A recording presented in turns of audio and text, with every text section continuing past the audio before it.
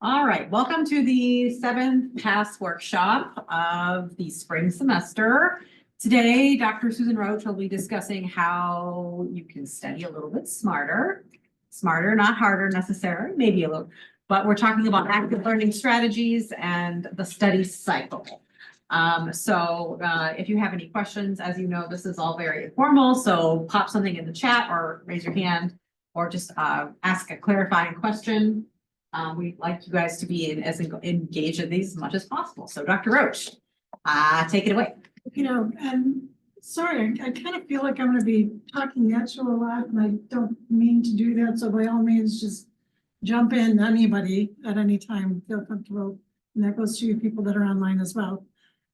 So we are going to talk about active learning, and I want to stress the word active because I'm thinking about this, I'm reflecting on this in terms of my own students, and sometimes I feel as though, and I was probably just as guilty of this when I was on that side of the desk, that sometimes people think of learning as sort of a spectator sport, that you sit there passively in the classroom and it's all supposed to like sink in somehow. And hopefully some of it does sink in, but the reality is you don't really learn unless you do something about it. If you just let it happen, your chances of being successful in terms of that are much more limited. Okay, so, and for those that were at the other presentation I did in terms of taking inventory of where you are, I think we talked about this as well. When we talk about learning, keep in mind all the factors that go into this. So learning is impacted negatively or positively by several factors. I mean, part of it is just your own unique way of thinking, your metacognitive factors. We don't all process the same way. We don't take in information the same way. So you've got to recognize that there are some things that are going to work better for you than somebody else. I mean, I know from my own experience that I can take the same class I have taken the same class with 2 different professors, and it just seemed like it was easier for me when I took it again the second time than it was the first. And it's not a question of quality of teaching or anything. It's just that my learning styles, I think, jived better with the teaching styles. It's just the way we think, the way we work.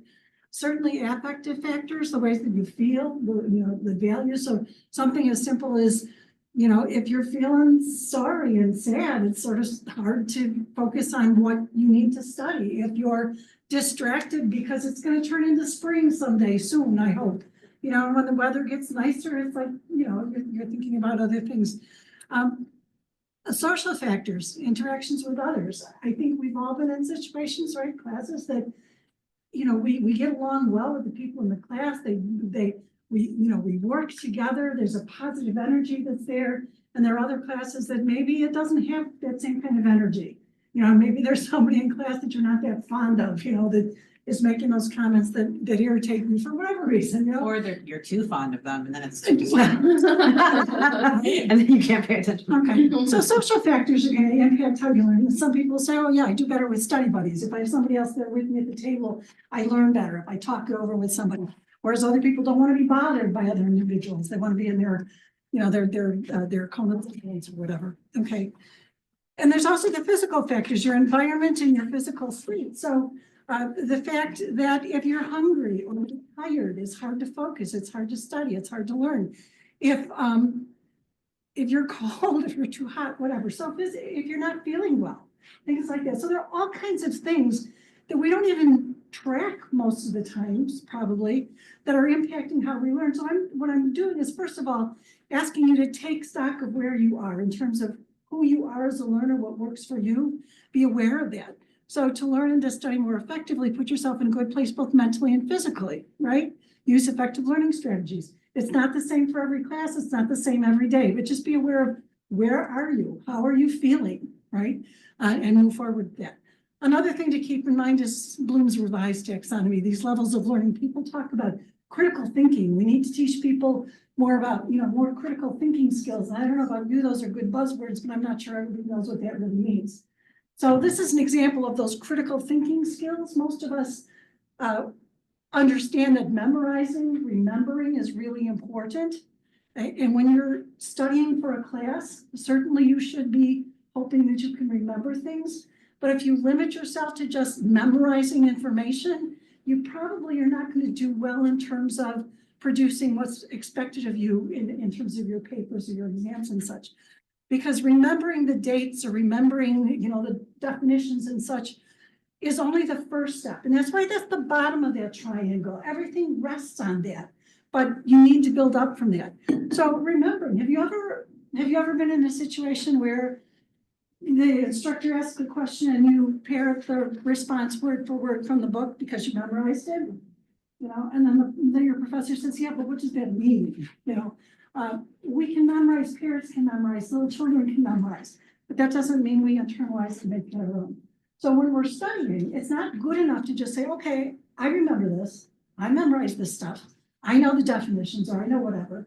You should be thinking about those other higher levels of thinking and learning. So understanding it, can you really put it into your own words? Can you apply it? You can memorize formulas and such for statistics and math, but if you don't know when to apply there or science or whatever else, with other, so when do you apply it? Analyze it. How do you break it apart? How do the parts work together? Why do they work together?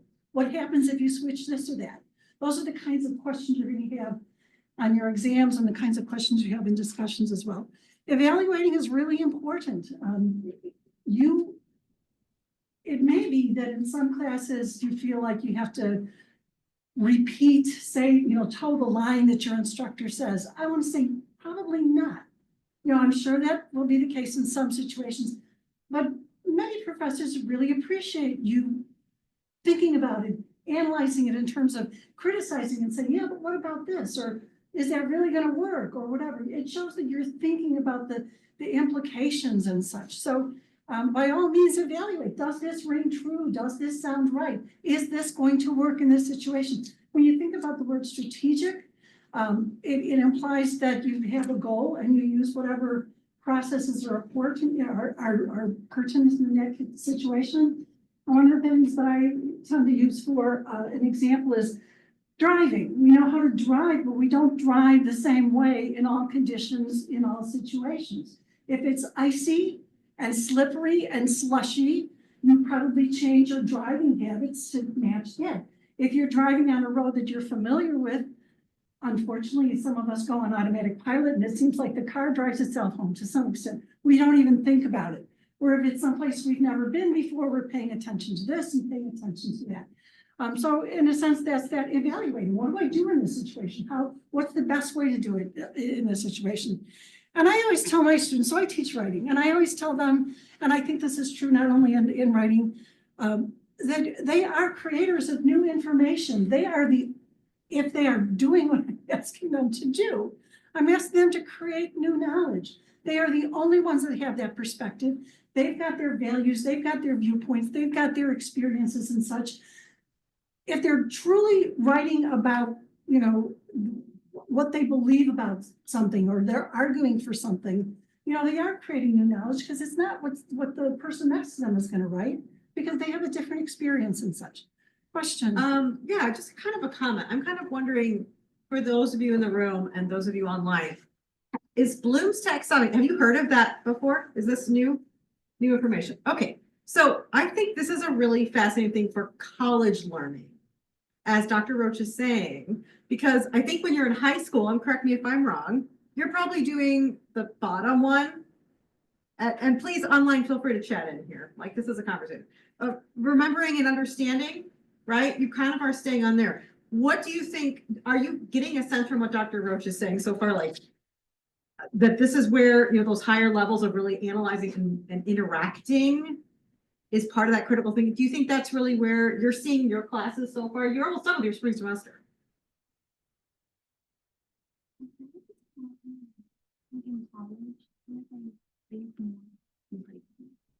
definitely more evaluating. Yeah, evaluating more. Yeah. Not just filling it to the notes or Yeah, something. right. Right. It's not just spitting back the information. Yeah, Right. just kind of thinking more about it than quizzing. Yeah, asking questions and okay. I'm sorry. I was just curious because I think this is a new concept that, like, Bloom's taxonomy. We may know these as instructors, but like, how are they thinking about their learning and like really kind of going into those levels? I think it's really valuable. So yes, and so when we're talking about studying, if you limit yourself to just memorizing information, without doing that analysis, without doing that evaluating and such, you're going to be less prepared for the questions that are given to you in that class discussion, in those papers, in those exams and such. These are they're higher levels or critical thinking because they're breaking down those ideas, right? Because memorizing, you're not really breaking anything down, right? You're just taking it in. When we talk about understanding, again, you're breaking it down. Well, what does this mean to me? What does that word mean in this situation or in this context? What does it mean and such? So it is that breaking it apart. It's you actively doing something rather than just looking at it and memorizing it. Okay. Something else to think about when we talk about learning is to recognize your learning preferences, right? I know some people will poo-poo this idea and say, oh, this doesn't exist, but I think a lot of us will admit that there are certain things that engage us with the learning task. Some of us are visual learners. We like to see it. I have a friend who used to call me up all the time and read me something, and he'd want me to like give feedback on what he had just written. And I said, please text it to me or email it to me. Let me look at it, because for me, I like to look at it. I just do.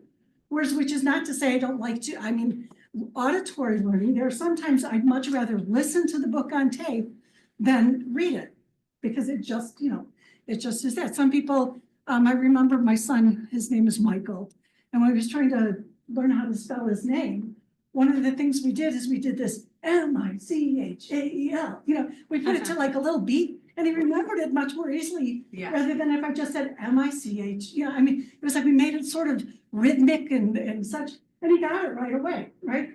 And there are all kinds of things where, where people make little songs or whatever, or poems in a way, because we hear that, all right? And some people, kinesthetic learning involves the physical movement, touch, using manipulatives, muscle memory, acting it out. It's one of those things that in theory, so when I learned to drive manual transmission, my husband's trying to tell me, well, okay, this is what's happening. The gears are doing this. And when you step on the clutch, this is happening. It's like, that really didn't, it should have helped me, right? And maybe if it was, thinking of it visually, I'm seeing what's going on. And I'm more like, it's just like, let me do it, just let me do it, and I'm going to feel for it. And that's when I learned much better how to shift gears when I was actually doing it than thinking about it. So I do not say that we are, that we necessarily gravitate towards one versus the other. But I think if we're being honest with ourselves, there are certain tasks, certain learning activities that we would prefer to hear it, or we would prefer to see it, even like with visual, where it talks about using, pictures, diagrams. If you like to make charts and things like that, you see it, you see the relationship of things, or even using colors. I had a student that when she was making note cards, she color coded them. So it was for a science class, and it was like this part of the digestive system was on blue cards, and these were on green, or or the ink or whatever, or different classes, different colored folders, right? To some extent, that's just visually, it's just easier to put it together. And if it makes you happy, why not? If you just like writing with that pink pen or green pen, and it makes note taking a little bit more interesting, then do it, right? So consider how you can use your learning preferences in order to study better. And they're not mutually exclusive, and we all use all of them, and we don't always have a choice in terms of what we get to use. But if you do have that choice, why not do it? And another example of the kinesthetic is I had a student I was working with, and he realized he thought better if he's walking. So he had a whiteboard on one side of his room and on the other side of his room, and he would, he'd walk back and forth between them. It just kept him engaged. So why not? Why not? Absolutely. Okay, next slide, please. Oops. Sorry. Okay. All right. So this is, so in terms of, go back one more. Okay. All right. No, you're right. You're right. Sorry. Okay. Right. Active reading. So active, and I've got active underlined, reading, learning, listening, because I think we learn when we listen, we learn when we read, whatever's there, so they're together. And so I can't emphasize enough, you've got to do more than just look at the material or hear the words. And I think that that's oftentimes what we do. I know I was one of those students, if they, when the professor said, read chapter 6, I read chapter 6. Do I remember what I read? No, not necessarily, but I did it, right? Because I read it, I looked at the words, right? it made sense when I was reading it, but I wasn't really engaged with it, right? So you've got to do more than just look at the material, hear the words, and you also need to monitor your understanding and make changes as needed. Because if you keep going and it's not working, you're wasting your time. You're not studying smart. You're studying, but that's not a smart thing to do. So, okay, so what do when you consider yourself to be studying and learning? What are you doing? Are you asking the question? Yeah, that's a good question. Like, what do I do that's like a studying strategy? Yeah. Okay, when I'm reading, I like to annotate what I'm Okay. reading. And then also, like, if I don't know a word, I like to search up the word and then write it, the definition next to it, because someone told me if you don't understand the word, you don't understand the sentence fully. So that's what I like to do when I read. Okay, but isn't that kind of a pain to stop what you're doing and look it up? Not necessarily, because I feel like it's gonna be a more pain in the end if I don't even know what I was doing in the first place. Wonderful. Okay, right. All right. Good. Yeah. So what do you do? I walk on the treadmill when I read because I like to walk around. Okay. Yeah. Yeah, it's that connection somehow. Yes. All right. Any other comments? What do you do when you study to make it sink in? Oh, someone's got a chat. Listen to classical music. Oh, that's mine too. I love listening to music when I'm studying. Something calming, right? Something kind of backgroundy where I'm kind of, especially if I'm writing or I need to do something really intensive, I do feel like having the background music can help kind of get things out. But I also need to take like movement breaks. Like I cannot sit there, especially if it's a long study session. I've got to get up and move. Like I will go outside for 10 minutes and just like walk, and then I go back to what I'm doing. That really feels like I just get that refresh. That is such an amazing thing, to Yeah. walk away Yes. from the book. It's like, Well, and then when you yeah. come back, all of a sudden there are connections that maybe you didn't see before. Yeah, like especially when you're stuck. I'm like, oh my gosh, I can't look at this thing. One more minute. Yeah, go ahead, like. What you were saying, like instead of taking breaks outside, I just like to be outside. And I Yeah, like studying to do outside's work great. outside. Yes. I'm always a little student I see in the library. I'm like, one of the days was so nice last week and it was every table was full. I'm like, get out of here. Like, it's a beautiful day. Like, go by the lake. Like, go, that's where I would be. I get it. You want to be with your devices and everything's plugged in. But that's what I do. Yeah. Okay, so I've got a couple of slides that give you some suggestions. We won't spend a lot of time talking about them all the way, but when you talk about reflect and write, and I have this up here, it's a simple list. It doesn't have all that much stuff, but I like visually, I like what it does because it gets you thinking about there's so many different ways of taking notes or learning or studying and such. So when you say annotating, what does annotating look like? So you're looking up definitions. What else do you do when you annotate?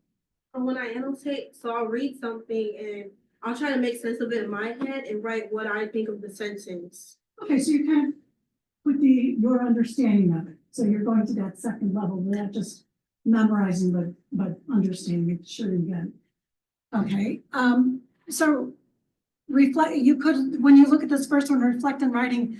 To some extent, that's what you're doing. You reflect. You just read this. What does it mean, right? So it's a way for you to not only just review, but to internalize it. You've made it your own rather than the writer of the book. When they talk about doodling, and it's like, oh my gosh.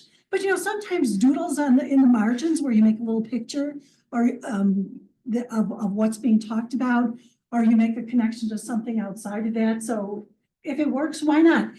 One of the well, we'll get to that later. Okay, generating questions. I don't know about, again, your practices. I can only kind of speak to my own, but there would be times I'd read and I'd have a question about what I just read, and I thought, okay, I'll bring that up in class. But I read it on Tuesday, maybe Tuesday night, and I don't have class till Thursday. Do I remember that question? Probably. I didn't. Maybe I did. Maybe I didn't. So the process of when you're reading, putting that big question mark next to that section of the book, or if you're taking notes on a separate piece of paper, writing that down. So generating questions that come up, and that's the way that you're making connections, you're analyzing, relating it to other things, feeling it, making it personal. one of the, I guess this is maybe not a great example, but people always talk about abnormal psychology classes, that when they take abnormal psychology classes, they start self-diagnosing and diagnosing their friends about some of their odd behaviors and such. You know, maybe somewhat unfair, but in a way, they're making connections, they're making it real, it's not just theoretical. You know, or even you're beginning your psych classes where you're talking about, you know, behavioral psychology and, you know, and positive reinforcement and negative reinforcement and such. When you can think of real life examples in your own situation, you know, again, it's more likely to stick than if it's just something theoretical from the book. Okay, could we go on to the next one? And there, so that one's there. I think there are a lot of good examples there, but I'm going to say, and it's not just because I'm a writing teacher, but I'm going to say, when you're studying, write it down in some way. Maybe it's a picture, maybe it's a doodle, that's fine, but put it on paper. There is a link, if you, when you go to this, it should link up to write it down. Okay, and it gives you 7 powerful reasons why you should write things down, right? It's just a real simple article, but I think it reinforces, because I've heard too many people say, I'll just remember it. I got it here. No, I got it here. No, maybe you do right now, but will you in 2 days or 3 days or 2 weeks when the exam is? And they talk about it, you know, when they talk about it, the simple thing is we do tend to forget. We get distracted and such. Having those notes helps you focus on something later rather than just relying on yourself. So in terms of taking notes, write it down, whatever it looks like, that's up to you. Again, your preferences. But it could be those annotations, those marks in the books next to what you're reading. It could be that you're taking notes in a different place, or you're using Cornell notes or T notes. I've got text coding on that first line. Text coding is, I think it's kind of a neat way of annotating. Rather than just writing, you know, summarizing, putting and such, they make, for text coding, you make your own code. So for example, if you do have a question you're reading and it doesn't make sense, you put that question mark there. So it's a big visual reminder that, I gotta make a connection, you know, I've gotta ask my professor about this. Sometimes, they'll make, you know, like a chain link or whatever, it's because they'll say, and then they'll put chapter 13. So it's a reminder that, oh, this is connected to something we read in chapter 13 or whatever. One of my favorites is I saw that somebody put those Z's, like you're sleeping, you know, like in cartoons, they put the Z's. And they put that in the margins, and I think that's really good because it indicates I'm lost here, I'm bored, you know, and what, you know, some people do, when you're bored, when you read, again, not true confessions, but what do? I just stop. Yeah. That's a smart move, because some people will just keep on reading, and do they get anything out of it? Probably not. You know, I applaud them for their perseverance, but if it's not working, it's not working. So when you're making the annotations, you've got those Z's, because I fell asleep during this part. That means when I come back to the book, I'll look at this section again, and maybe it'll make more sense. But if you don't make some kind of note that you were lost, you may not remember that. You'll think I read this, I got this. Well, maybe you don't, right? Maybe. Yes. I'm so curious, what are the, because I'm not familiar with T notes. Does anyone else, I want to know what some of these are. Can you take a minute? What is a T note? What is Okay, that? and you can easily Google these. I'm sure I can. Okay. So What is- T notes, so if you're taking notes in your notebook, T notes, they're called T notes because you make a T on your paper. Okay. So you make it, Oh, you make okay. a line, maybe Uh-huh. a couple inches down, and then you put another line in the middle. Okay. And so the top part is your labels of a sort, the big, important, big ideas. The section, and you can do this any way you want, but I think theoretically, the section on the left is if you're listening to a lecture or you're reading a book and you write down the significant things, usually in a lecture. So you've got that information here. And then the idea is later on, you fill in the other side. Right, so maybe you go back to your book or you clarify the meaning, because you know you can't copy everything down in a lecture, right? It's impossible. So this way you get the big stuff and you can fill in the other stuff later. Okay. Cornell notes are really just the opposite. Take that paper, turn it upside down, and you've got the one section, the other section on the bottom. So you've got, again, lecture notes on one side or reading notes on one side. You can fill in with more information on the other side. And then the bottom is a summary of what this paper is about. Okay, so Note cards you're probably familiar with. Concept cards are, somebody said they're note cards on steroids. Somebody told me about that. But again, look these up and you'll get more examples. But concept cards, rather than just having a term and then a definition on the other side, a concept card is probably going to have the term on one side. You flip it over and it's, you know, break it up into quarters perhaps. And so again, science is really good for concept cards because you can have a diagram of whatever that is that, you know, in biology or whatever. Then you might have the definition. You might have some examples of that or uses for or whatever. So rather than just having one simple, this is the word and this is what it means, it gives you more of the bigger concept of things associated with that particular aspect of your learning. Okay. Could you go back to something? Yeah, because I want, yeah, okay. So these are just things like how you might take notes, you know, drawing pictures, making outlines, making charts, writing summaries. I had a professor, really great idea. Did I always use it? No, I didn't, but she called them golden nuggets. And they were really, really helpful. I really liked them.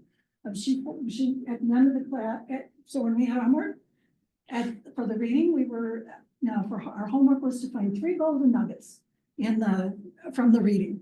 And they could be important because they were important, they were new, they were different, they were striking, they were very real. There's something we agreed with, they were something we didn't agree with. She didn't really care, but just 3 things that stood out to us for whatever reason.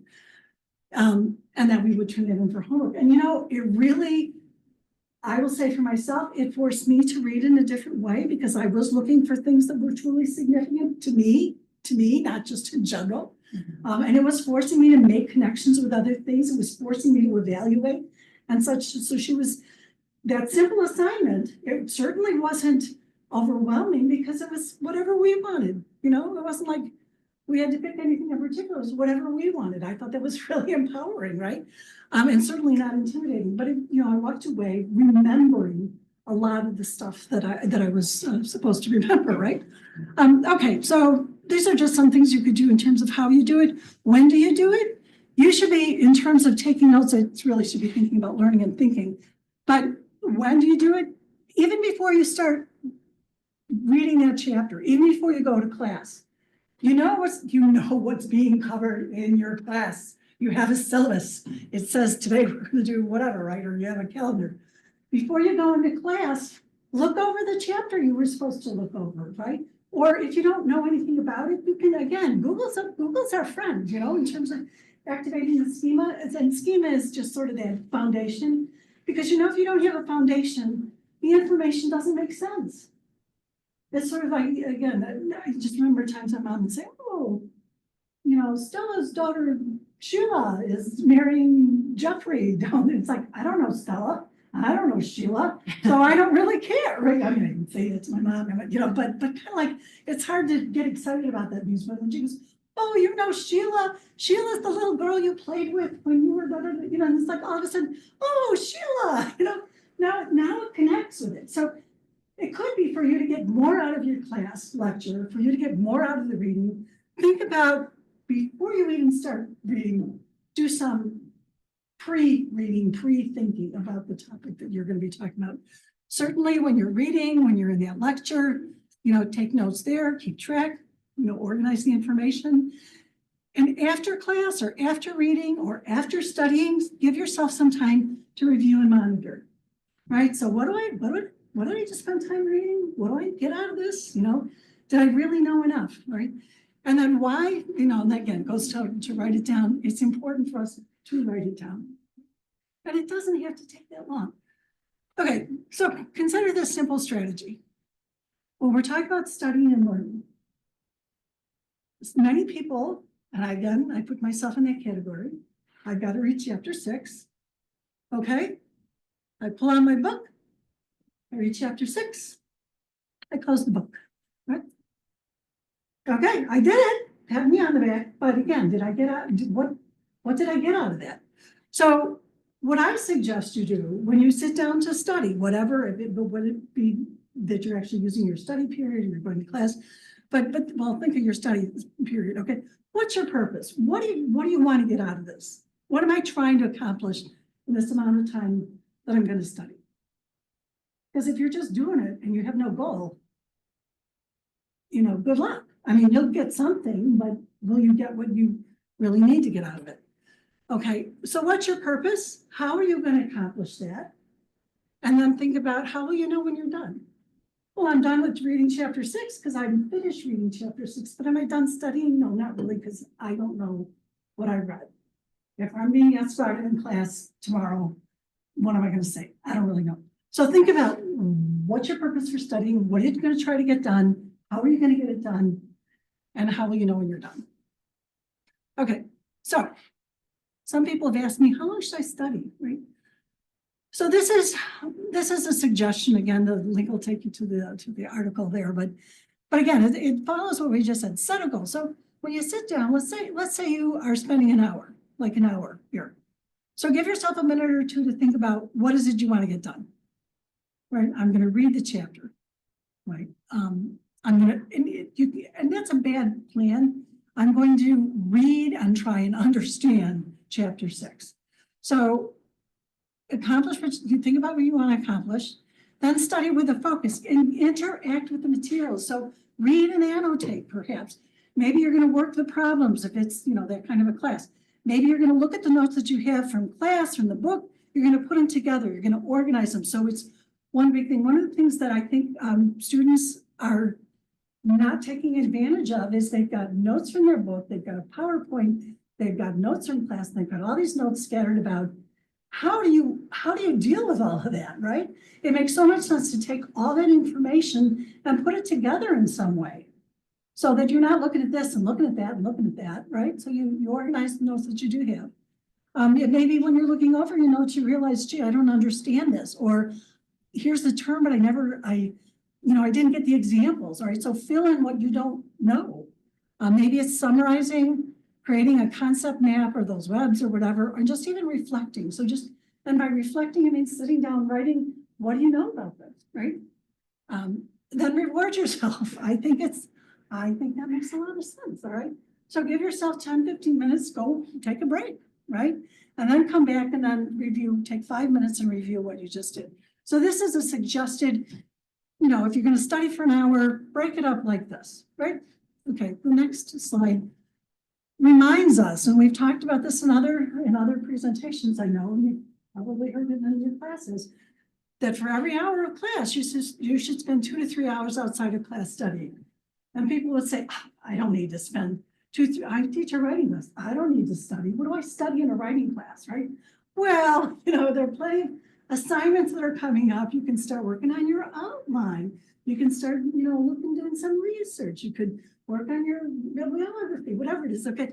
But, so schedule it in your planner. When you're planning your semester, consider, if if my class is a 3-hour class, when am I going to fit in that extra 4 hours of study time or work time, right? Can you get by without that? Of course you can. Of course you can.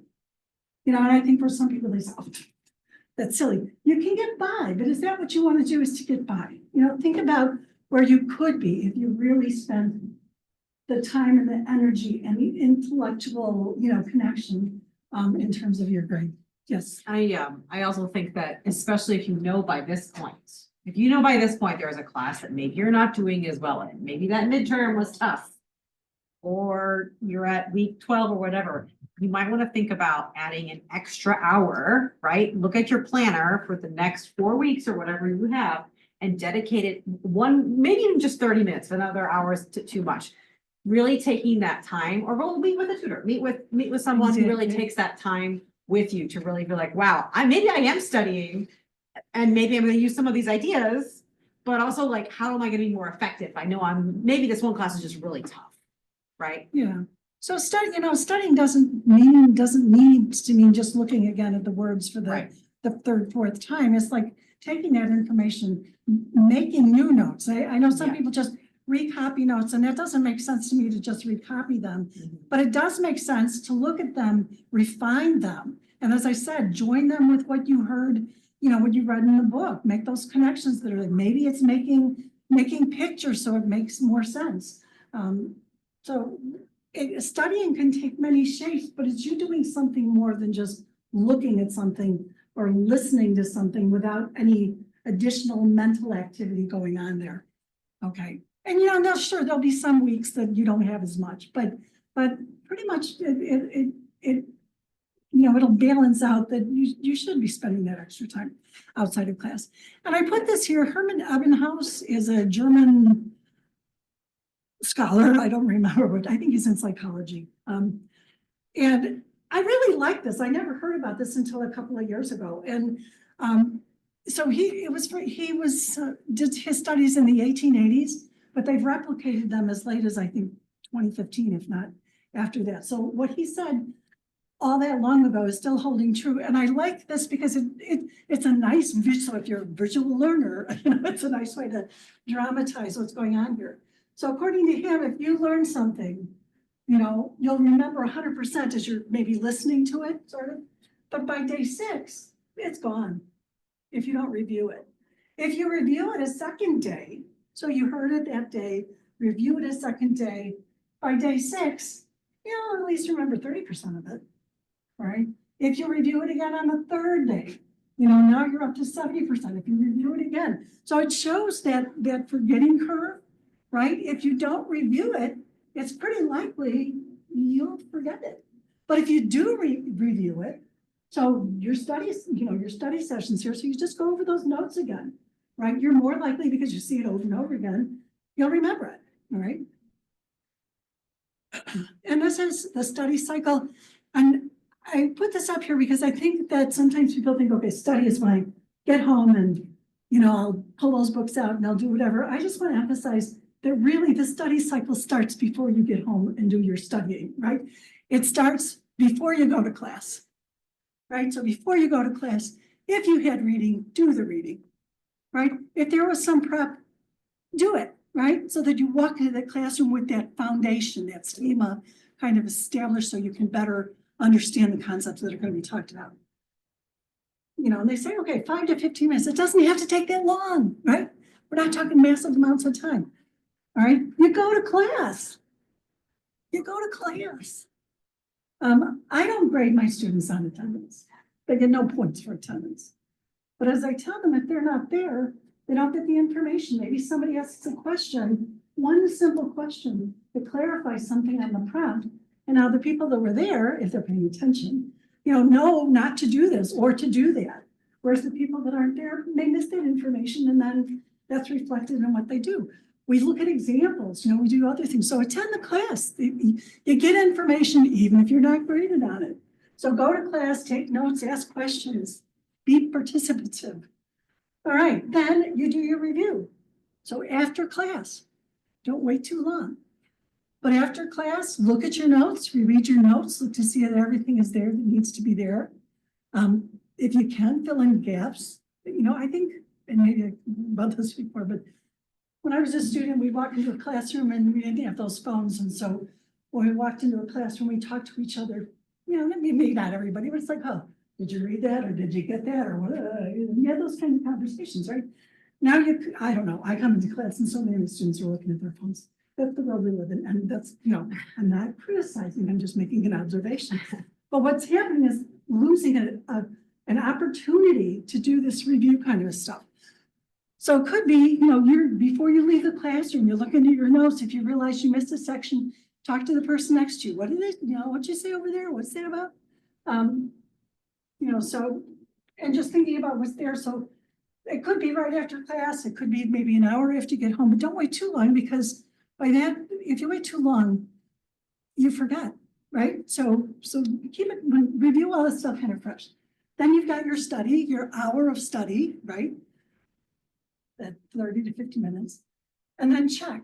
And so one of the strategies that was on that little yellow sheet was, can you teach it to somebody else?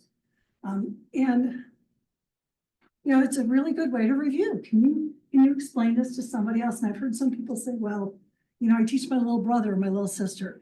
I've had other people say, I talk to my stuffed bear on my bed, and I pretend I'm the teacher that's there. Hey, if it works, do it, right? But it forces you to verbalize. It's like the writing, it forces you to put it into words. And I think I said this on my last presentation as well, too. There is no, Vygotsky, I believe, says that there is no thought without language. For those of you who have ever experienced, like, I know how I feel, but I just can't say it. well, then maybe you don't really know how you feel, right? If you can't say it, why not? Because you're not really sure, right? There is no thought without language. You don't have to agree with that, but I think it makes a lot of sense. And so if you are teaching it to someone, you're putting it into words, you're making it more real. Many of us think we got it, we got it, but we can't explain it, and maybe we don't really have it. So in terms of that check, so can I teach it to somebody else and whatever? Okay, so I will say this because this is so very true. Sometimes we don't know what we don't know until it's too late. Mhm. Me and my statistics class, all right. I thought I got it. I did the reading, I was working alone. Went to my first test, I thought, oh my gosh, I am in the wrong place, right? I didn't know I didn't get it because I could do the easy problems in the book. I was, but he was a wonderful professor, but he didn't give us problems like in the book. He changed the wording, right? And what happens, like, I don't know about your experience, but a lot of these where they have the study problems are exactly the same kinds of problems that they had in the book. So it's really easy to make that, that switch over. And they start changing the language. Gee, what does this really mean? Which I knew the formulas, but I wasn't really sure if I use this one or that one. Anyway, so sometimes we don't know what we don't know until it's too late. So one of the advantages that peer tutors are working with the learning specialists or with your friends in class, your study buddies and such. Test yourself, challenge yourself. You don't have to wait till you think you're in trouble. They're there to let you bounce ideas off of, to make sure that you're going in the right direction. It builds confidence, right? Mhm. So why not take advantage of them? And so the link is there too. And just to remind you, we also have Brain Fuse, which you can connect with on D2L. So it's up on the top. There are tutors that are there. Don't assume you have to do it by yourself. If it's, nobody got to where we are, any of us, without the help of others. So take advantage of it. And a lot of these resources, they're free, but I say they're not free because you pay for your fees and such. So take advantage of them, right? That's what they're there for. Okay, questions or concerns? I'm sorry, I just talked to you. I feel like it's more theory than real practice here. But if you go back to those couple slides where it talks about different methods